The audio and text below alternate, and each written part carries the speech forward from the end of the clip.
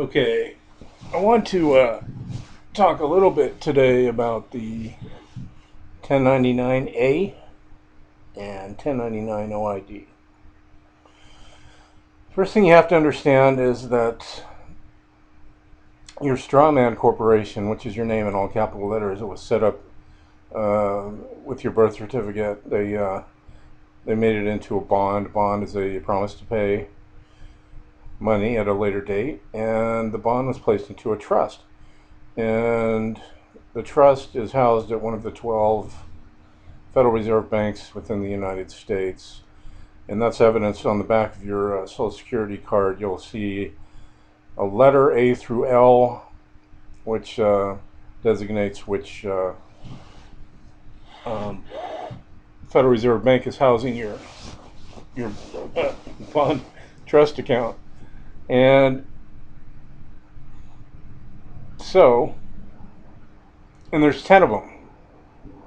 So there was a new bankruptcy initiated, or a new loan contract initiated in June of 1999. So if you have an older Social Security card, you can tell them that you lost it and just go down and get a new one. And then you're allowed to get 10 of them over your lifetime, because there is 10 bond accounts that are set up. They hypothecate it 10 times. And I mean, as far as Federal Reserve notes are concerned, the powers that be are just rolling in it. I mean, there's trillions and zillions of dollars. And the only reason that we don't have it down here is because we've been schooled in public school, which is debtor training. And that leads me to my next point, is that they lead you to believe you're a debtor, but in every instance where you go to interact with any kind of a bank or lending institution like a bank, for example, let's say you want to go and take out a loan to purchase a house. A human being can't, on the public side, can't borrow money from a corporation.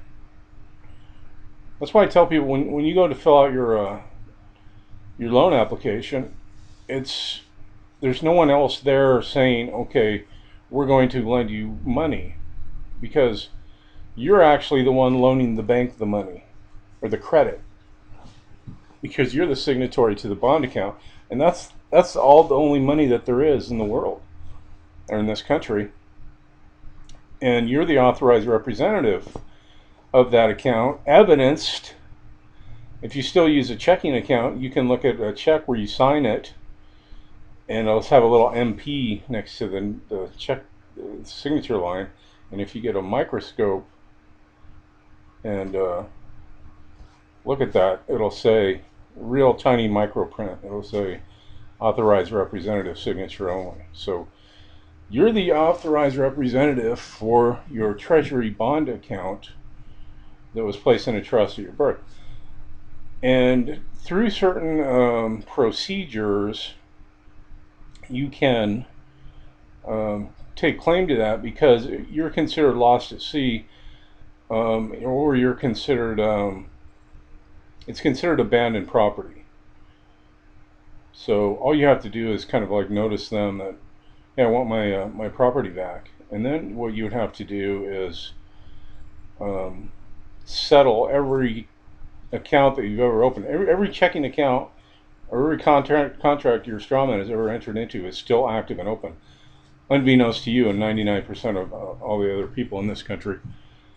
Now, I'll just preface by saying this. I am not qualified to give tax or legal advice, so don't try any procedures that you're not comfortable with. But keep in mind this. Say you have and this happened to a guy just the other day, who called me and told me he had a successful outcome of this procedure. So what happens when you go and do what's called a loan application? what they do is they access your credit, which you have unlimited credit through the Federal Reserve bond trust account that was set up by your birth, evidenced by your birth certificate. They're the intermediary that can tap into that. They have some special things that allows them to do that. But they keep it all hidden. But so here's what happens when you sign the loan document. You're actually loaning the bank the credit,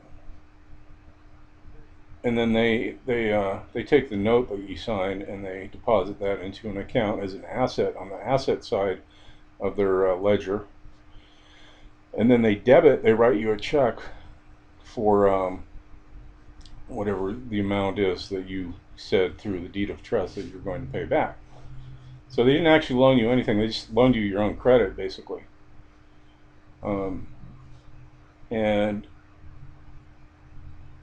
you're paying interest for 30-year period. Well, they sell the service contract to a servicing company, and it's usually in another state. I think Connecticut is one where they do it, where they have laws that allows them to do that. And then every payment that you make is placed into a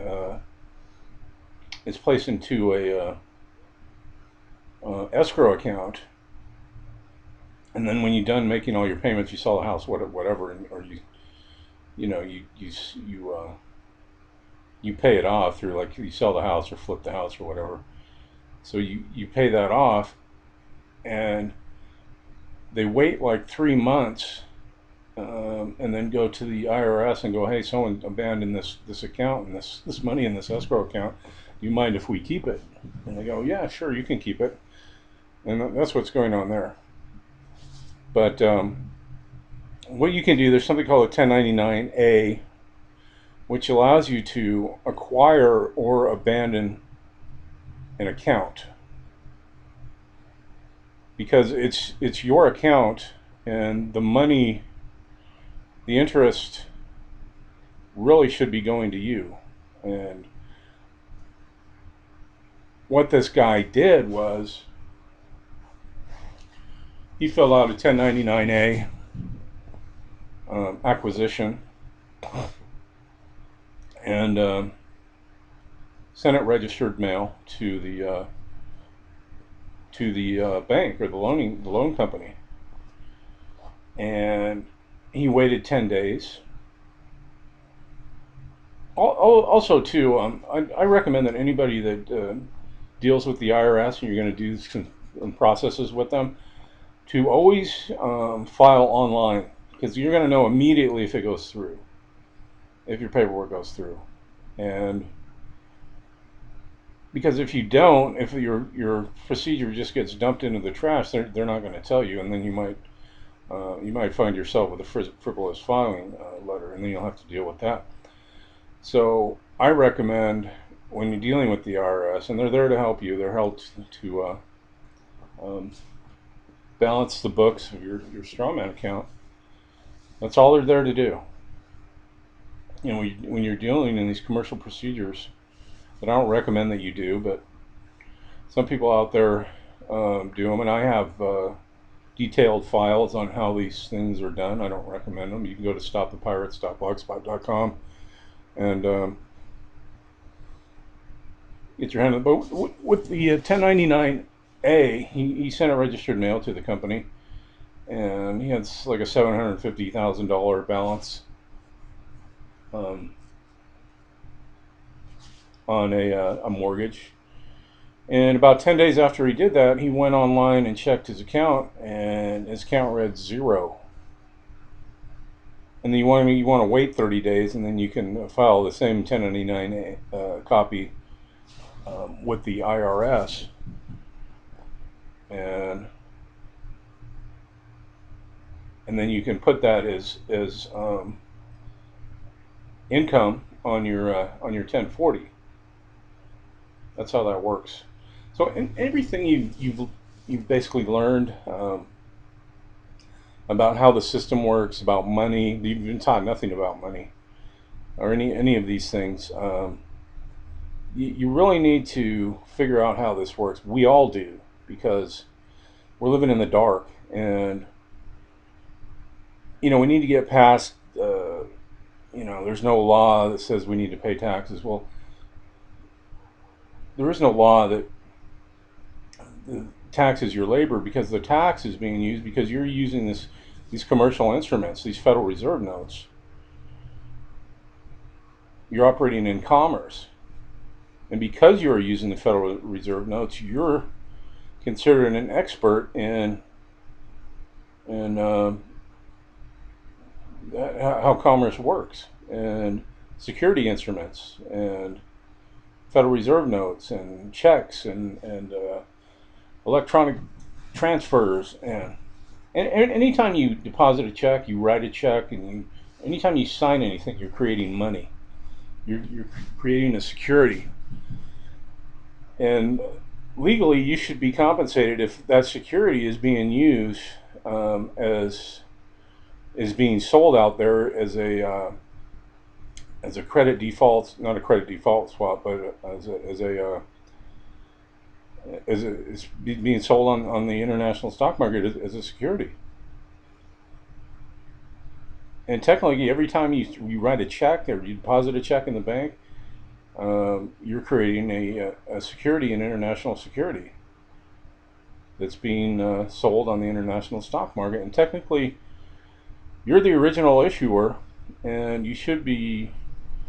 A lot of people are very leery about 1099 OIDs, but technically, that's how the system should work.